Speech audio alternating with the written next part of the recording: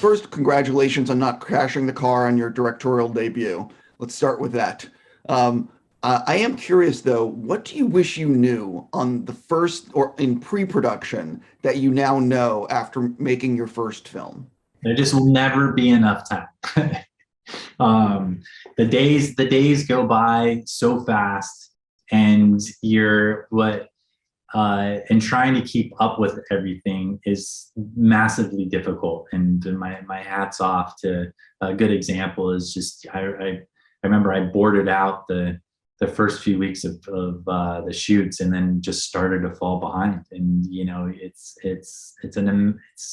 it's a marathon making a film, and so difficult to stay ahead that it's a 24-hour job that I knew it was going to be a lot, but I had no idea that it was going to take that much of everything, which I'm totally glad. It was an amazing experience. But that's to answer that question, that I did not see that coming. Everyone I speak to who makes movies all talks about the same thing, which is that it's just really difficult to make your pages sometimes, especially because you shot your movie on location and you're not like on a sound stage for like the train. You know what I mean? Like No, it's it's hard. crazy. I listened to a podcast with I think it was with Noah Baumbach, and they were talking about like where you go to bed at night, and you don't think you know what you got at the end. You're like, did I get everything I need to get today? And then the next day, you don't nowadays, because old days they would go screen the dailies when they shot on film, and you'd be able to look at the dailies with everybody and go like, okay, I got it. Now you get like an iPad, and you're like in between takes scrambling to look at the previous day, going, did we get everything? Did I get it? Okay, great. And so but it's also there was a lot of joy in it too. You got to use Guns N' Roses in your trailer and in the movie, and that is not an easy thing to do, as far as I can tell. Was that you and Jason that made that happen? Or was that Netflix? So one of the writers, Will Staples, put that into the script, and he had it in that opening, sort of her singing to it, which was so great to put into it. So we knew it was going to be in there, but so Netflix, they actually told us, when we were doing the trailer, we had two cut trailers to two different musics, and one was Guns N' Roses. And Guns N' Roses, we were afraid. I was afraid of liking Guns N' Roses, because I knew it was going to be impossible to get it, because it was going to be probably super expensive, and they're notorious for saying no to stuff. So I was even afraid to even just consider it. And I'll tip my hat to Netflix marketing, Scott Stuber, and everyone there that they just decided, no, we want this for the trailer, and we're going to get it. So I don't know how they did, but I'm so glad they did, because it's perfect. I was going to make a joke about they just dropped the dump truck of cash and said, please. I probably something like that. Yes. You've worked with Jason for a long time. What do you think would surprise people to learn about Jason that perhaps they don't know? I think, it was part of the reason I wanted to do this film is there's this versatility to him, and this side to him that you don't see, because he's either playing a superhero, or he's playing Khal Drago, or he's playing Baba Voss in like these sort of sci-fi worlds. And he has so much humanity to him as a person, and he's such a regular guy. And the character in the film is such a regular guy. He's not like some ex-military or anything. He's just this regular, Pittsburgh worker.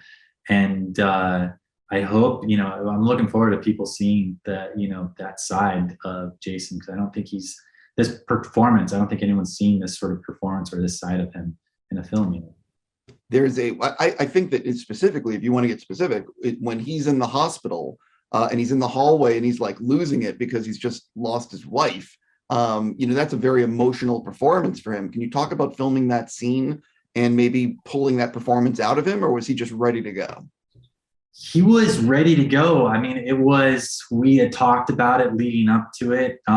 We knew how we wanted to block it and shoot it. And, obviously a performance like that, you're not going to get like, 10 takes out of. So the weight on shooting that was just knowing that I'm going to have only maybe a handful of opportunities to be able to shoot this, to get it. And of course, we decided that we wanted to have a handheld camera follow him through an actual hospital.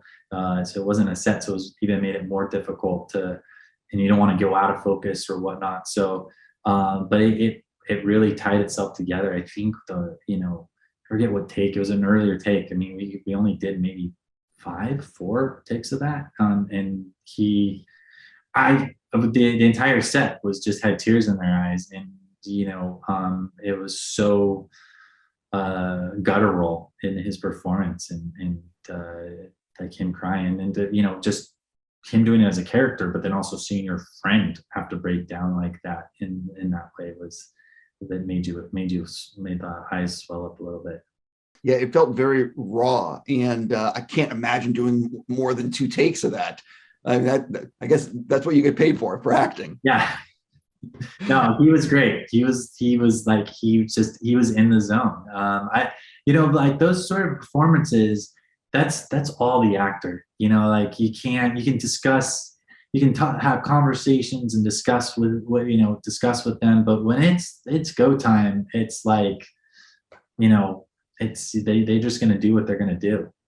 I think that one of the more impressive things is the stadium sequence. You have like 800 extras, 80 cars. This is like a massive sequence. What is it like trying to put this thing together? That was week 2 of our shoot, and it was just a lot of prep. I boarded that out. We've shot it for I believe a week, and you just knew we shot it in order. So you just knew like, okay, the scene starts on the bridge and he's going to have to end up on the rooftop by the end of it.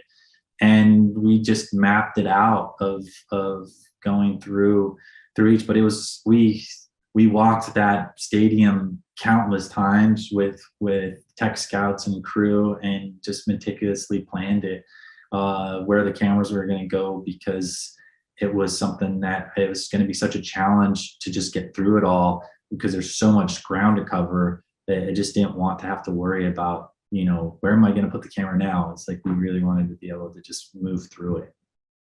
I'm always obsessed with talking about the editing room because it's where it all comes together. So can you talk about, like, did you have a much longer like first cut? I'm curious. I'm always curious about that kind of stuff. Yeah, well, we finished shooting 2 weeks before the pandemic.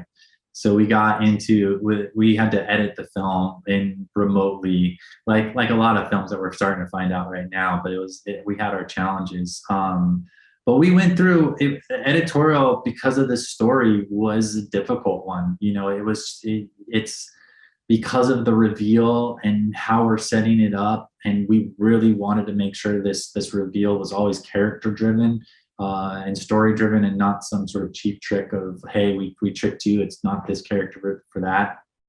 And you have to try. I think you got to try a bunch of different stuff to land in the right area. It's not somewhere that it's going to be,